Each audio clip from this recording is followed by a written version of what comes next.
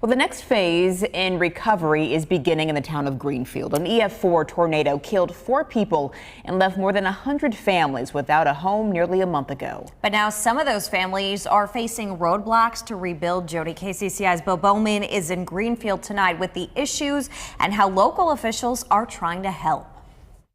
As people here in Greenfield are starting that rebuilding process, they're saying that some of the insurance companies aren't giving them the money that they're owed, and working with FEMA to get more funding is just as frustrating. This side took the hardest hit. Mary Benton's home is still standing on the south side of Greenfield, but major damage to her roof, windows, and foundation have made it almost unlivable. There's a dent in the side of the house that affected the wall on the inside. It literally broke the drywall off the wall. Benton says her insurance company originally paid out additional living expenses, but now those payments are coming to an end. Benton says she won't take the risk of living in her house before it's fully repaired. We've got a camper coming now because they're not going to pay any more ALE.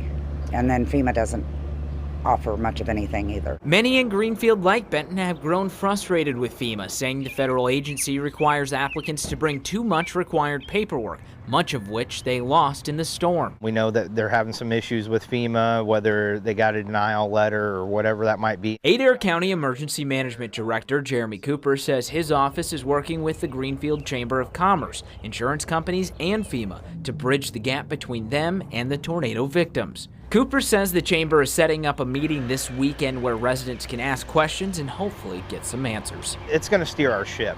What we're running into right now, we don't know what everybody's needs are. The meeting that the local chamber is putting on will be at the high school at 6:30 on Sunday. In Greenfield, Bo Bowman, KCCI 8 News, Iowa's news leader.